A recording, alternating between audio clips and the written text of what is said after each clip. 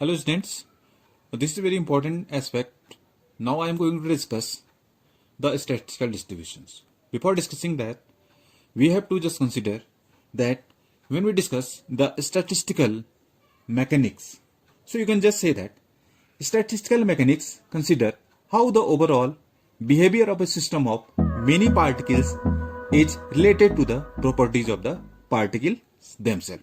This is one of the important aspect of statistical mechanics. Now, as you know that statistical mechanics, as the name implies, you can just say it is not concerned with the actual motion or interaction of individual particles, but instead with it what is most likely to happen.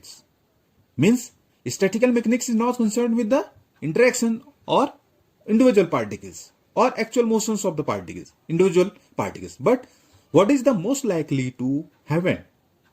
Either you can just say that statistical mechanics tells us about the probability that the particle has a certain amount of energy at a certain time. So it is just tells us about the probability, what is most likely to happen. This is the statistical mechanics. In this regard, just I am going to discuss here statistical distribution. So, as I have earlier told, the statistical mechanics tells us about the most probable way in which you can just say certain amount, most probable way in which certain amount, suppose let this amount of energy E. Now this amount of energy is going to be distributed in total number of the particles. It is going to be distributed, suppose we have total n number of the particles of a system in thermal equilibrium which are at temperature T. So how this energy is going to distributed? We can establish, you can just say that how many particles are likely to have energy epsilon 1, how many particles to have energy epsilon 2, and so on. So this is the statistical mechanics which considered the most probable way in which this total amount of energy is going to be distributed among n number of the particles which are at thermal equilibrium at temperature T. You can just say, thus we can establish how many particles are likely to have energy, this epsilon 1, how many particles to have energy epsilon 2, and so on. Now, you will just see that the particles are assumed to interact with one another and with the walls of the container to an extent, you can just say to an extent sufficient to establish a thermal equilibrium. But this is not so much that their motions are strongly correlated. You can just say that these are not so much strongly correlated that their motions are strongly correlated. More than one particle state may correspond to a certain energy, this energy epsilon. If the particles are not subject to exclusion principle, Pauli exclusion principle, then more than one particle may be in a certain state. It is if it is not having Pauli exclusion principle. I will just discuss about this Pauli exclusion principle in detail, and how I will just say for a special class of statistics the Pauli exclusion principle holds very good. Either the statistics have no meaning of this Pauli exclusion. If it violated, Pauli exclusion principle is going to be violated, it will have no meaning.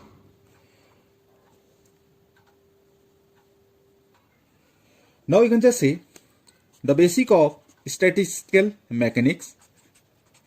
This is considers that greater the number of microstates of different ways in which the particles can be arranged among the available states to yield a particular distributions of energy, the more probable is the distribution.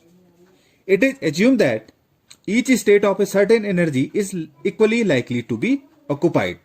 So you can just say that statistical mechanics begins by finding a more general formula for this omega for the kind of the particles which are going to be being considered.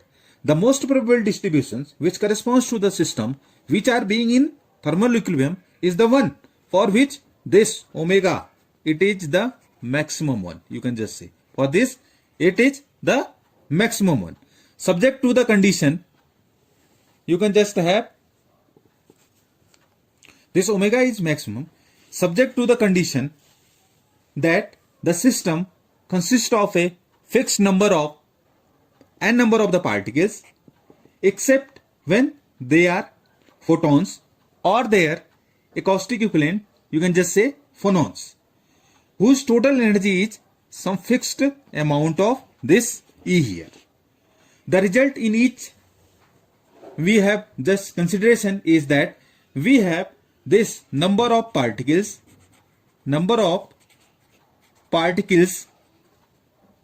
of energy epsilon. This is given by n epsilon. This is equals to g epsilon and f epsilon. This is the number of particles with energy epsilon. What is here GE? You can just say this is the number of states of energy having epsilon, or you can just say this is the statistical weight corresponding to energy. This is the statistical weight factor which is corresponding to the energy epsilon. What is the second term f epsilon? You can just say that this is the distribution function. This is the distribution function. You can just say either this is the average number of particles in each state of energy epsilon, or you can just say that this is the probability of occupancy of each state of energy epsilon.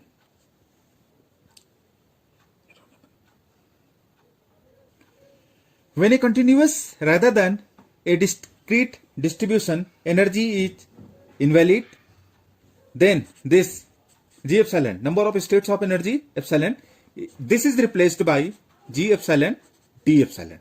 The number of states with the energies between epsilon and epsilon plus D epsilon.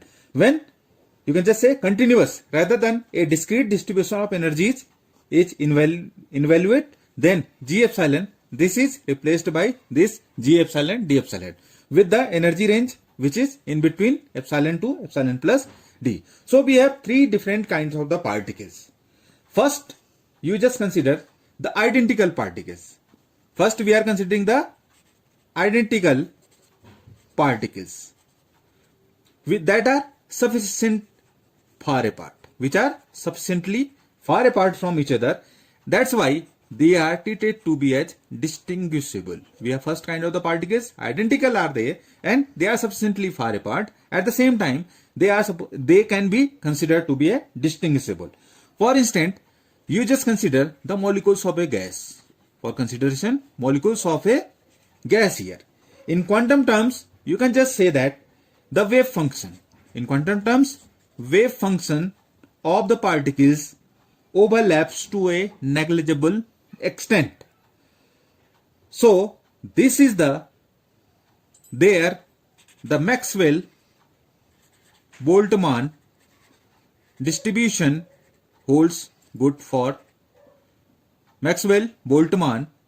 This distribution holds good for such kind of the particles. For such kind of particles. So, which are identical particles sufficiently far apart, they are distinguishable as well. For example, we are considering the molecules of the gas, and wave function overlaps to a negligible extent. What is the consideration of the wave function? You can just consider, we discussed in classical mechanics, the position of the particle is given by this have the same analogy with the wave function.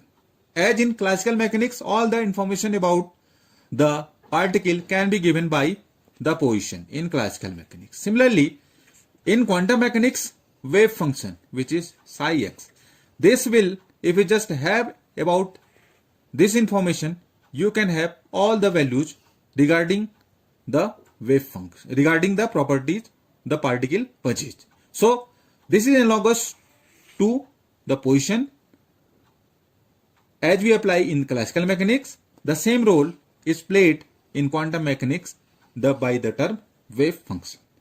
So this is one kind of the particle, which is another one you can just say Maxwell-Boltzmann distribution. Now for other case, we have identical particles as well as now particles of you can just say zero or integral spin, meaning to say that 0, 1, 2 and so on, that they cannot be distinguished one from another. Now the particles are indistinguishable because they cannot be distinguishable one from another. Why they cannot be distinguishable?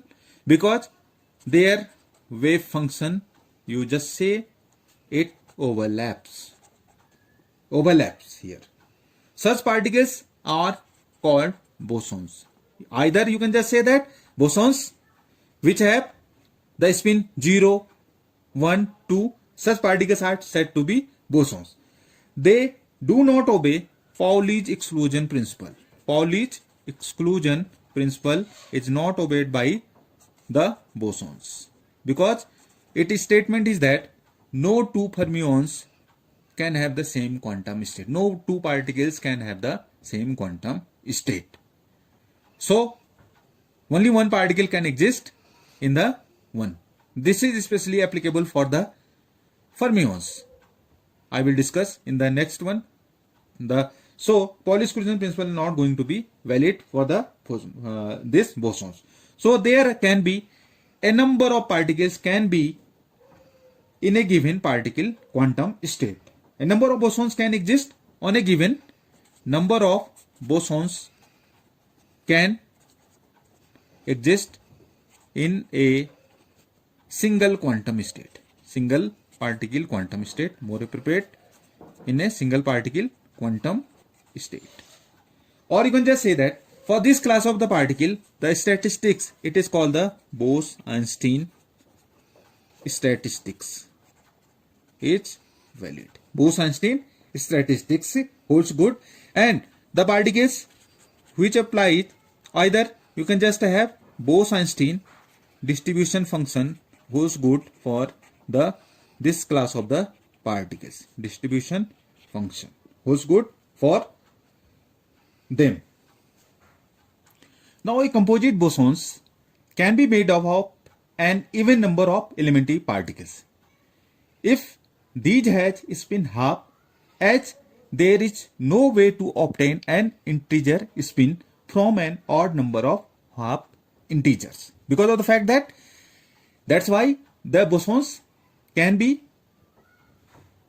made up of two composite or even number of elementary particles. So we will have integer spins here.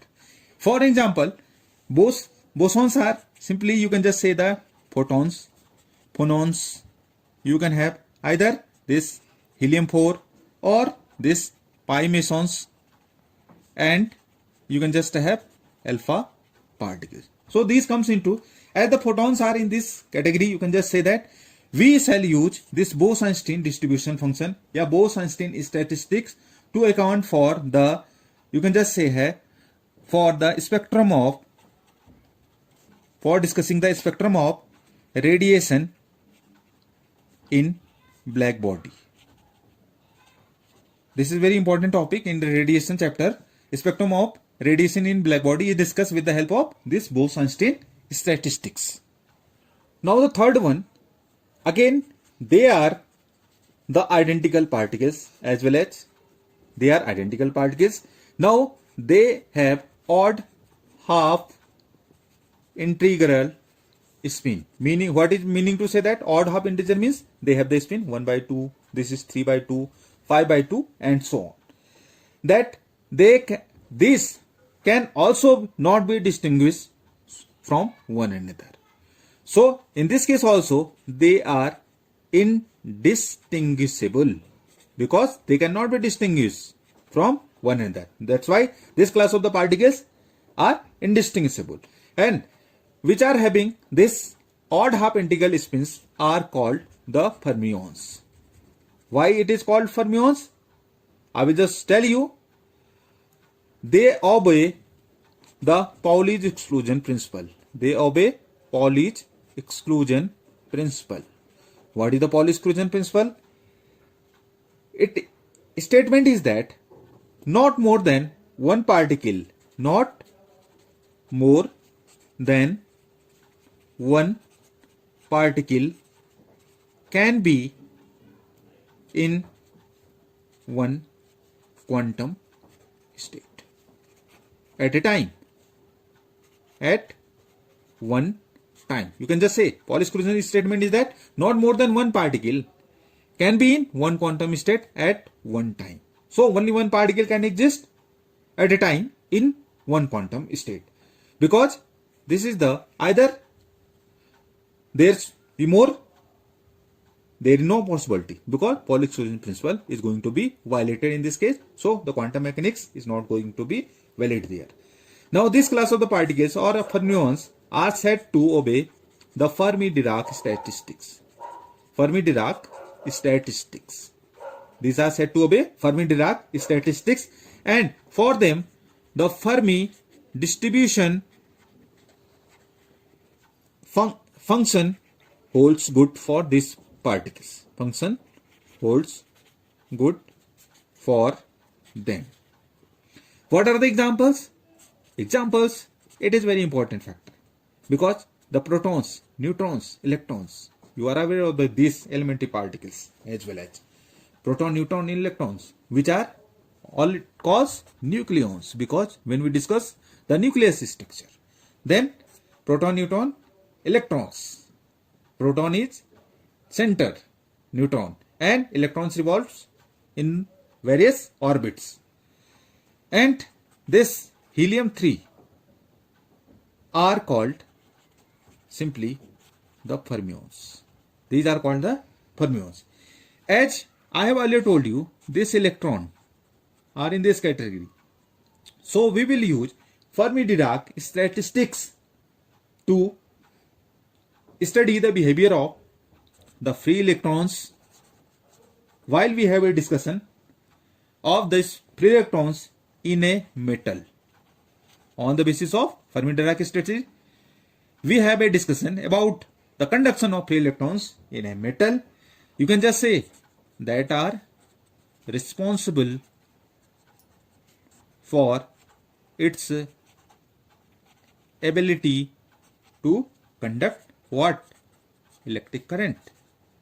Electric current, you just see in conductors there is a flow of electrons, and by that we have the electric current. So this can be discussed with the help of Fermi-Dirac statistics. So this is very important one aspect, because statistical distribution basically assumes the three. One is the Maxwell-Boltzmann statistics. The second one, this is the Bose-Einstein statistics. The particles are said to be the bosons, and another one, it is the fermions, the particles with odd half integral spins. With the help of that, we discuss the free electron theory of metals, either which are responsible for the conduction of electric current in the conductors. So this is very important topic. So thank you all. Thanks for watching. We will have more lectures coming in this segment of quantum statistics. Keep watching, keep subscribing. Thanks for watching.